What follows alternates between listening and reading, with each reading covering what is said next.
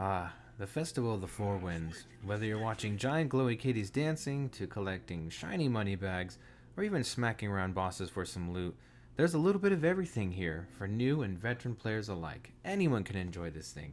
Plenty of ways to make gold. You can acquire new skins, you can go to different vendors, you can gather different things, and all around just have a good time. It's by far one of my favorite festivals in the game out of the many that ANET has put out. They definitely did a good job on this one. A plus from Cat Dad Things. But here's a few tips I'm going to include here on how to make sure you can make some gold while you're enjoying it. There's some daily things you can do, some gathering like I said, and I'm also going to include possibly a new way. We're going to experiment kind of like in some of my previous videos on a different way on how to make gold by smacking around about a bunch of mobs in one of the events. You don't have to do it during the event, but it's kind of in the same area. So I'll show you that later in the video. So if you want to see these things, stick around and let's get into it.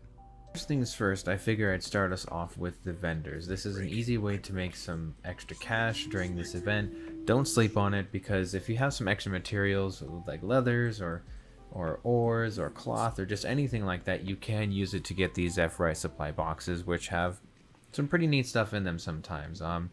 Like again, some of these things you might not use a lot of times. I know silver or gold or I already exchanged all the extras I had.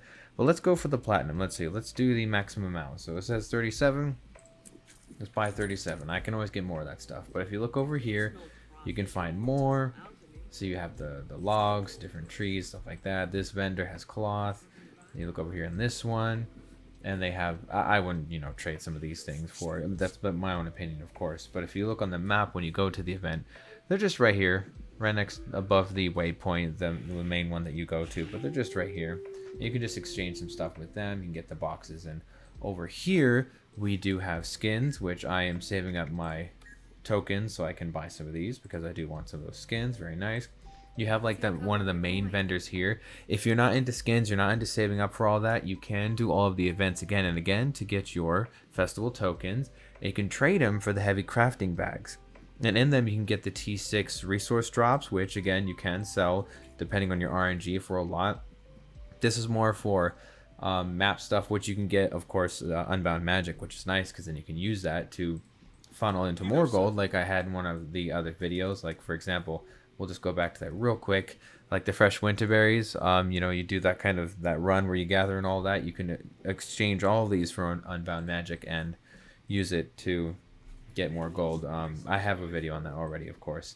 And one more thing with the vendors, when you do that little gold treasure hunt where you get all the like silver bags everywhere, you can take it to this guy, and you see here you have bundle of loot. That's what they're called, the little treasure bags when the event spawns.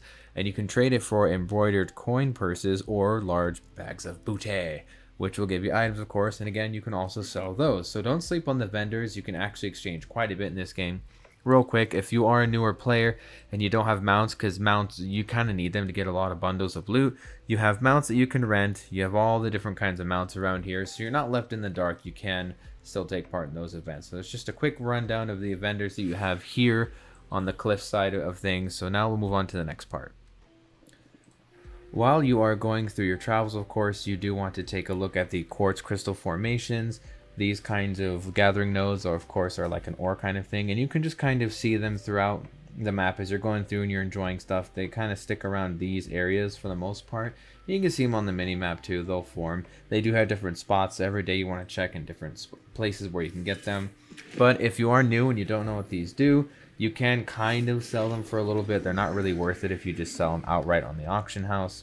Because we'll take a look here, like you get a couple silver, but they're good for crafting. So if you have your crafting at a good, decent place, or you just want to stockpile until you do get your crafting up, you can make some things that can get you some pretty decent gold. So every day, just check back in here, do a little route, and just claim your crystal quartz, your quartz, whatever formations, and it's just easy money, basically.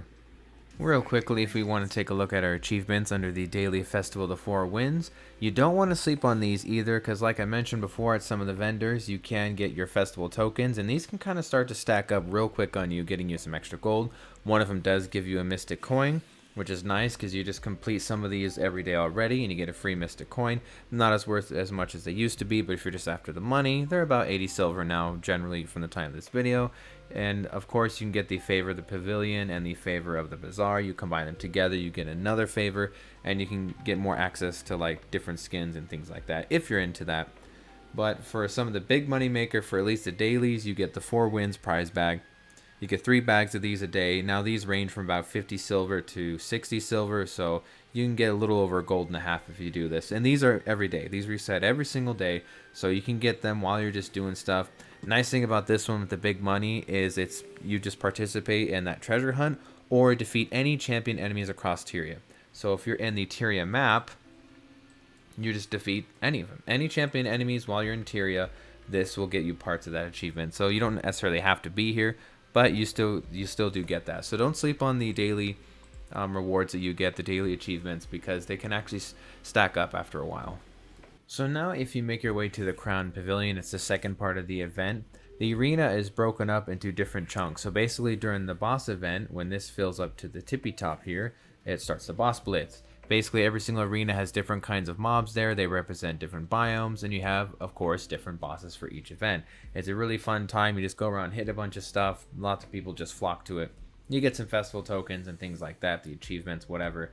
And again, as far as the vendors are concerned, this is more definitely for skins. Like, you don't make money off of these. This is just for cosmetics. You get the normal vendors like before. But again, if you're not into the skins and cosmetics, you just want to get straight up money, you can use these festival tokens to do that if you want. Totally up to you. It's, whatever floats your boat. But this is a place I was considering trying to see if I can grind out certain areas, because all the mobs are veteran mobs. And some of them, depending on the type of mob that they are, like the biome that they're from, they might drop some other things that might make me money. So what I'm going to do, like the usual fashion, is I'm going to go around smacking some stuff. This time I'm going to do it for a full hour. I did it for like half hours before. I think, I'm not sure which one I'm going to choose, but I'll choose one of them, do it for about an hour, and see what kind of loots I can find.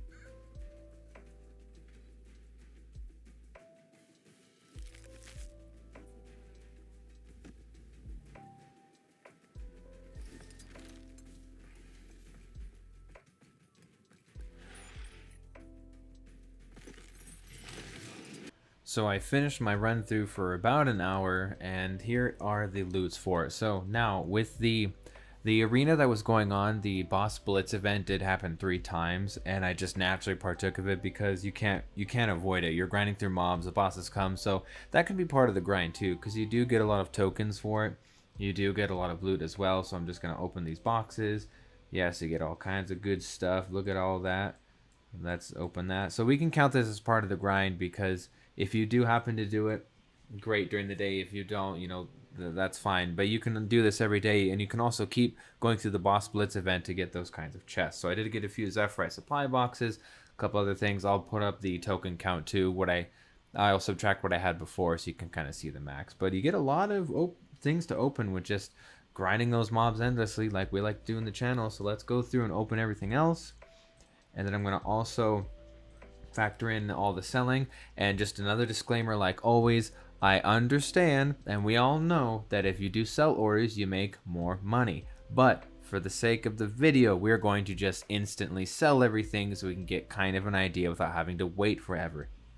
So taking a look at everything after I sold it, again, these were instant sell orders, they were instantly sold, not sell orders, which you would make more gold with that, but about 6 gold for the time that I spent in there. Not the worst thing in the world, especially because it's pretty brain dead activity. I took a look at my marks here that I got for the event, and I made about 300, I think. So you could buy something extra and sell that as well, just to make a little bit more money if you so choose.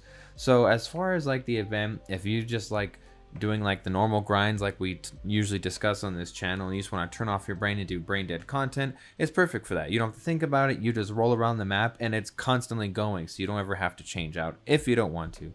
But that's about it. That's all I have for this video. Just a quick how to make some gold in different areas during this event. It's a very fun event. Get into it if you can. If you haven't before, I would definitely spend some time in here. I'm Cat Dad Things. Thanks again for watching. If you like this kind of content, don't forget to leave a like and comment. Tell me what you thought of the video, and if you also like it, please subscribe to the channel as well, as it does help it out. I'll see you on the next one. Bye-bye.